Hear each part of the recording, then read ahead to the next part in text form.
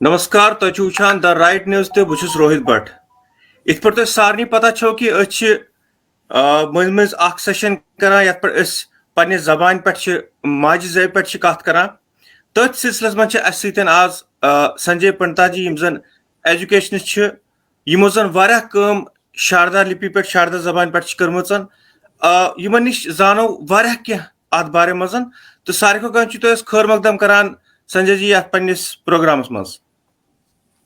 नमस्कार Rohit ji, thank you so much. Sanjay ji अस वन तो सारे खुद गुनत ये जन शारदा जबान यह क्या मतलब यह कर जाय कत पे आय अम बारे में तो थोड़ा डिटेल में शारदा इमारत जो युस मानान शारदा माता हुंद प्रतीक तो शारदा बेसिकली इट लिपि यह स्क्रिप्ट लैंग्वेज कह तो 5th 5वीं सदी मज या हको वन तम ब्रोह तमिक हिस्टोरिकल एविडेंस मिलान 5वीं सदी पत मज मारा युस संस्कृत भाषा तो संस्कृत ओरिजिनल भाषा तो संस्कृत लेखान शारदा से मज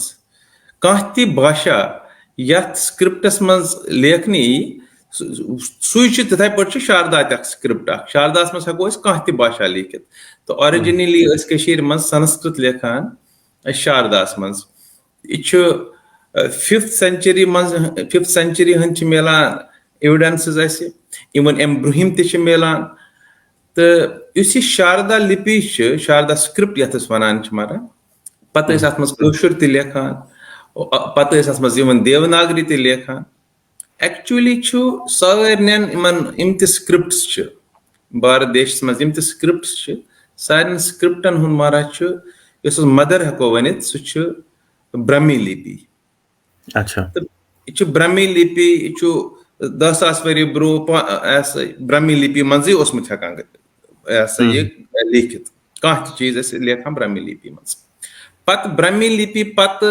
गो अत मज चेंज गसान पत वोत गुप्ता पीरियड पत बने गुप्तकालीन लिपि पत बने कुटिल लिपि पत शारदा तो नागरी इम दे आर सिस्टर स्क्रिप्ट्स नागरी मज द्राव पत मारा नागरी मज द्राव पत देवनागरी वनकस यूज करान तो शारदा ऑलरेडी शारदा सी मज लेखान सिर्फ मज लेखान अत शारदा मज यह शारदा देश शारदा मंडल पूर ये मज जम्मू एंड कश्मीर कुन हिमाचल इवन उत्तराखंड या यपर Baltistan Tibet Afghanistan north frontier province north western province even Pakistan अड़न पार्टसन मज अफगानिस्तान यह सोरे शारदा मज लेखन तो पत अनफॉर्चुनेटली मतलब 12वीं सदी तामत शारदा पीकस पे शारदा मज सोरे लेखन सोन साहित्य सन किताब यह मैक्सिमम लिखमुत चाहे सह राज तरंगनी या चाहे सह यह लिखम अभिनव गुप्त सुन तंत्र लोकाच या इम साहित्य सोन यह सोरे मारा ये मज शारदा मज लिखित सिर्फ बटन हुंद योतन इवन मुसलमान साहित्य शारदा मज लिखित। जी जी तो तो थोड़ा तो मारा अत बारे में कि यह तुम अत बारे में कर्मुत छो तो सान वुचन वाले तक सो कत वातन तुम क्या अत बारे में कर्म बह वन मारा कि शारदा मज वनकस कोर शारदा फाउंडेशन तो संजीवनी शारदा केंद्र इम जो ऑर्गेनाइजेशन इम अत काम करान प्रैक्टिकली इम काम अत पे करान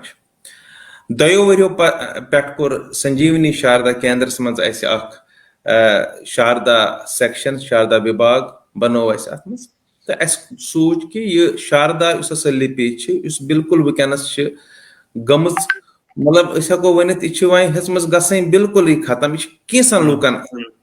हकान पढ़ित तो लिखित तो यह कोन रिवाइव अम खतर बन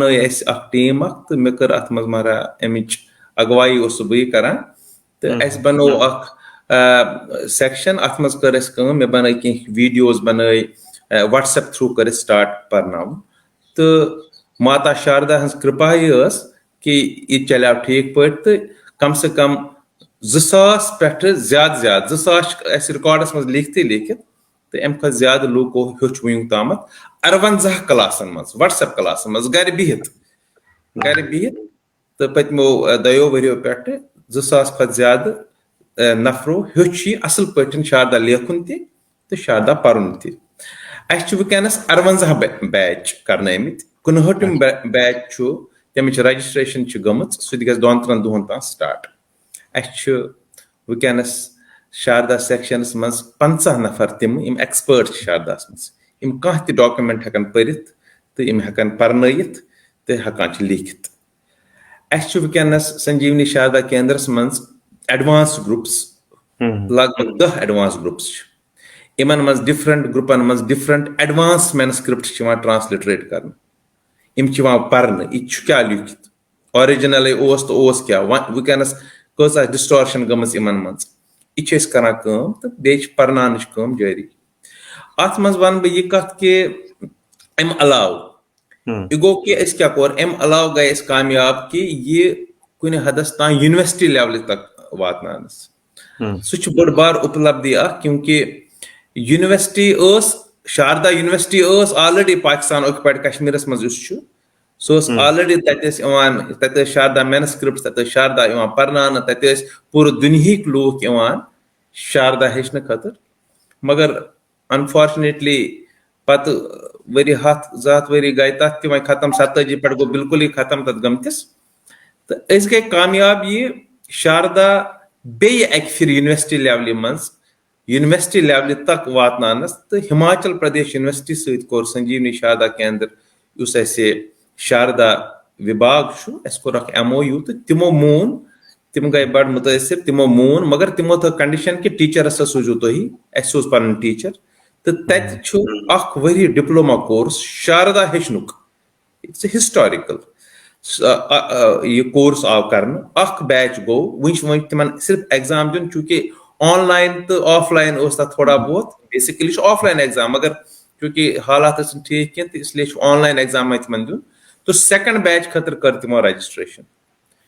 सेंट्रल यूनिवर्सिटी जमिस तोर प्रोवाइड संजीवनी शारदा केंद्र शारदा सेक्शन टीचर तो तत ब्रह्मी तो शारदा 5-6 रतन हूं कोर्स तिमो थोमुत सह कर तो क्वाइट रिसेंटली कोर शारदा ये MOU core skill development university Haryana सहित तिम कर जल्दी होपफुली तिम कर जल्दी कोर्स स्टार्ट यह कोर ताम वारिया जान मे जरूर कत तुम पृन कि यमो तुम वन कोर्स कर तिम नव जनरेशन सन नव पूछा कि तिम सीनियर नफर हेचान इन जन इंटरेस्ट नवें जनरेशन अत मज इंटरेस्ट कि ना बिल्कुल मारा मारा बह वन तुम 7th खत कम 5th स्टैंडर्ड बच क्लास मज पर्न कम बच वनस मे 6th या 7th बच शवक रैना ही फ्रॉम कश्मीर वनस तिम Sheikhpur he is one of my students in 58th group तम बेन शाना सह तमिस इथे पे लकट लकट वारिया इम यंग लकट लकट बच्चे डिफरेंट ग्रुपन मज हेचान ऑलरेडी किड्स ग्रुप ति बनोमुत तथ गई वरी बन किड्स ग्रुप तिमा मज एग्जाम्स कॉम्पिटिटिव कॉम्पिटिशन्स कर तथ मज ऑर्गेनाइज तिमन कर थ्रू आउट इंडिया चंडीगढ़ आय तथ मज नजफगढ़ पे आय गुड़गांव पे आय डिफरेंट बच्चन हुंद शारदास मज तो बे ब्या उतर मरा ये क्वाइट रिसेंटली यमो एक ऑर्गेनाइजेशन कोर्मुत 2 ऑर्गेनाइजेशन दिदारानी पे बोजमुत तथ मज ऐसे कॉम्पिटिशन सबसे ज्यादा यह बड़ it is very important to note कि सारी ज्यादा मारा तथ पार्टिसिपेंट शारदा लिपि मज यमो लूक तथ मज देवनागरी मज त कर्मित वारिया पार्टिसिपेट देवनागरी मज कम, इंग्लिश मज कम, मगर सबसे ज्यादा यमो याथ मज शारदा लिपि मज लियुक, और सबसे ज्यादा इनाम भी उन्होंने ही ले लिए। शारदा लिपि वाले ही ज्यादा यस प्राइज। ठा जान मारा युस तय ये काम छु करान व मन तो अस तय अमुक फ्यूचर क्या छु, तय बासान फ्यूचर छु अमुक के ये जन तय बच्चे हेचनावान छु अत क्या फ्यूचर्स में क्या रिजल्ट रोज? मारा मे रिप्रेजेंटेशन कर्म ऑनरेबल गवर्नर कर्म, तिमो कोर मन की बात मज तिमो ये रिकॉग्नाइज, तिमो वोन करो ये इन स्कूल्स। एक्चुअली क्या new policy of education introduce गई 2017 मज बने, 2020 मज मॉडिफिकेशन गई तथ गई वह सह रिलीज, सह वह प्रथ कुन स्टेटस तो JNK सह कर that is to be adopted now. तो तथ मज न्यू पॉलिसी ऑफ एजुकेशन मज प्री प्राइमरी तो प्राइमरी लेवल बच्चन स्कूल मज, गवर्नमेंट स्कूल में या प्राइवेट स्कूल मज, pre primary nursery lower KG upper KG they go 5th तम। मदर टंग हसा जरूरी पढ़, यू हैव मतलब इम त सब्जेक्ट तिम हसा मदर टंग मज पढ़, सही मदर टंग कोशर। तो तथ मज लिखित कि ओरिजिनल अमिच लिपि सह लिपि मज हसा गि लेखन यून। अत लिपि मज कोर शारदा फाउंडेशन तो संजीवनी शारदा केंद्र कर यह काम तमारा कि कह साउंड्स इम साउंड्स मज इम न स्क्रिप्टस मज हेकान करेक्टली लिखित, तिम साउंड्स गए फाइनलाइज, तिम बनो बनोमुत ऐप तकनस सतीश सर ऐप, ये मज हेको डायरेक्ट शारदा लिखित ऐप कीबोर्ड तथ मज, तो तथ मज तिम साउंड्स तो परफेक्ट कशर लेखन खतर वनस शारदा लिपि। तो चूंकि core government of JNK core appeal तो अस कर रिप्रेजेंटेशन कि अस करो सा ये कशर कम से कम कशरस मज थो यह ऑप्शन त नास्टालिक थो, देवनागरी अगर थो नो प्रॉब्लम, मगर अत थो ये शारदा तोस ऑप्शन कह बच मा ये शारदा मज, क्योंकि ईद मैनस्क्रिप्ट 40,000 मैनस्क्रिप्ट मारा तिम इम लिखमित इम वन त पर्मित पता इन मज क्या लिखित, कम से कम 40,000 ऑन रिकॉर्ड। तो इसलिए यहां कि government of TRN news channel के माध्यम से गवर्नमेंट ऑफ JNK बे अपील कर कि प्राइमरी लेवल तक थो ऑप्शन थो स्क्रिप्ट पे साइन मदर टंग कशर थो शारदा लिपि in addition to Devanagari, in addition to Nastaliq, सह गो तिम चीज बे थो शारदा लिपि कि कह बच मा कशर बट कम से कम पढ़ो ये लेखो ये शारदा लिपि मज। यह अपील गवर्नमेंट। बिल्कुल संजय जी अख चीज मे जरूर पुछन कि वनकस बहुत तुम कत कर कशर पे कत कर यह कशर अगर मैं लेखुन वनु तो बह लेख देवनागरी मज तो शारदास मज इथे पे लेखन कि तथ क्या मात्रा अलग सान, थोड़ा बहुत कर तो एलैबोरेट कि डिफरेंस क्या देवनागरी तो अत मज क्या वो तो सेम राइट सर। मे वो वो कि देवनागरी द्राम नागरी मज, नागरी यम सात बनियामुत तमे सात बनियामुत शारदा लिपि सो हेको वनित अक हिसाब कि शारदा लिपि सीनियर देवनागरी। ओके। तो शारदा लिपि मज अलग अल्फाबेट्स पन लेटर्स, क्योंकि मे वो वम सात पान तथ इथे पे पर्न पर्न लेखुन इम हेको सारी शारदा लिपि मज लिखित। अम खतर अलग प्राइमर तकनस बनावान, लोअर क्लासन हंद प्राइमर बनावान, कोर शारदा फाउंडेशन तु बनोमुत प्राइमर अस मे प्राइमर बिल्कुल रेडी बनइथ सह PDF तथ बनइथ। तो इसलिए रेडी अगर अस कुन सात गवर्नमेंट वन कित पे करो तो we are ready to facilitate कि इत पे पर्नावान ऑलरेडी करिकुलम बनोमुत अमुक पर्नानु कित पे बना बिल्कुल ईजी मारा। सिर्फ हेको अगर अस पगह वन तुम हेचन सोख टीचर हेको प्रथ कुन स्कूलस मज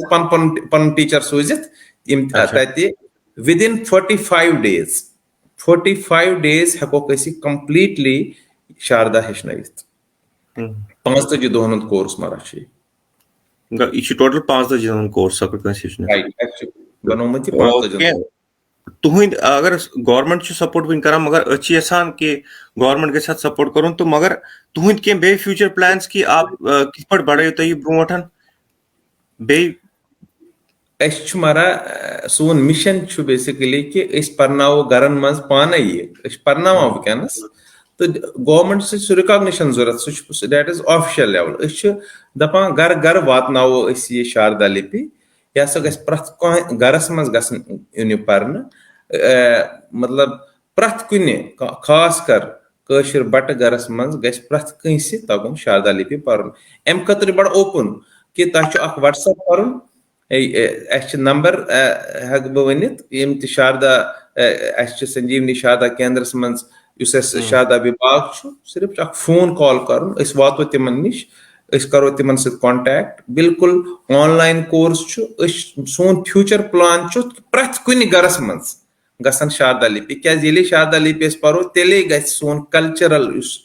एक किस्म जिनोसाइड गोमुत सह गस रिवाइव और करने की जरूरत भी है कि इतना साहित्य है इतना अत मज यीता किताब यम पर्न जरूरत इस काल सारी पान इस काल सारी शुर सन पान बड़ पान तीस काल बड़ मुश्किल कि अस लग पता क्या सन हिस्टोरिकल बैकग्राउंड क्या तो इसलिए यह मिशन मे चीज पृन कि अच्छा कह स्क्रिप्ट इन जन सपोज कह कहानी प्लेस तिम प्लेस कह लिखित शारदा लैंग्वेज मज शारदास मज मारा मतलब सपोज ललवाक ओरिजिनल ललवाक तिम लिखित सारी शारदा मज सपोज यस आज करान ट्रांसलिटरेट मारा माता रूप भवानी हुंद 17 शतस मज लिखमुत तम सद तिम वाक्स दे आर ओरिजिनल वाक्स इथे पटन मे वो तुम गोथ मारा कि कम से कम 40,000 किताब इम वह पर्न आम यम सात सह पर्न तो कोता ट्रेजर नेरी कोता जो पता नहीं क्या क्या लिखा है उसमें कितना महत्वपूर्ण कोता इम्पोर्टेंट सह नेर सोरे नबर वंस इट इज रेड ये पूर करना ये ट्रेड करना ये पर्न तो यह बड़ जरूरी मारा कि वुचन खतर यह प्रोन क्या क्योंकि तुम पता मज पे द्रा सोरे प्रथ कह चीज अते पे द्रामुत अगर वो तो क्या माता सरस्वती हज कृपा माता शारदा हज कृपा पे इसलिए क्या लिखित सह गले ये सारी पान ये शारदा लिपि टीआरएन के इस चैनल के माध्यम से बह सारे अपील करान कि सारी परू यह बड़ आसान गर बिहित सिर्फ 5 दोहन मज दोहस मज सिर्फ 10 मिनट दिन 10 पे 15 मिनट तो तुम हेकू यह हेचित तो तुम हेकू पगह यम किताब तह पढ़ित संजय जी वारिया शुक्रिया तुहद बहुस अपील करान सारे वुचन वाले कि तिम गसन पन्न शुरन तह पर्न पान तन हेचिन क्या कह एज कह इत पे तुम वोनव कि अ एज फैक्टर ऑब्वियसली यह कह पढ़ित तो सारी गसन पर्न क्या यीचा किताब वो तुम लिखम सह पत तथ बारे मज तो बहरहाल तुहद वारिया शुक्रिया अदा करान आखरस मज कह मैसेज सान नव पोस्ट तिंद खतर बस माना यह मैसेज कि शारदा गज गरस गरस मज वातन शारदा पढ़ू शारदा स्क्रिप्ट बहुत ब्यूटीफुल स्क्रिप्ट है बड़ा मजा आ जाता है और सच में ये दिव्य है जैसे कि माता शारदा का ये प्रसाद है तो इसको पढ़िए सारी गसन पर्न बस यह मे मारा सारे appeal Sanjay ji thank you so much शुक्रिया अदा तुम करान कि तुम दितु पन टाइम क्या वारिया जरूरी अत बारे मज कत कर तो इन फ्यूचर तह रोजो कत करान तो बे वन बह पन्न वुचन वाले ये कि पन्निस TRN.in जो सोन वेबसाइट तथ पे कश्मीरी राइट अप अलग सेक्शन त्रोमुत यथ मज दोहे कहनत कह कोशिश करान कि तथ पे दोहे कहनत कह या पोइट्री या क्या आर्टिकल कह चीज खरो तो बहुत वो तुम रिक्वेस्ट करान कि यम तुम सत वाबस्त तिम सूजन पन आर्टिकल या पन कह पोइट्री अगर शारदास मज लिखम तो त्रो तथ पे तो क्या वुचन वाल तिम पान सह हेकन पढ़ित डायरेक्टली सान वेबसाइट पे बहरहाल वारिया शुक्रिया अदा Sanjay ji thank you so much thank you man God bless you माता शारदा bless you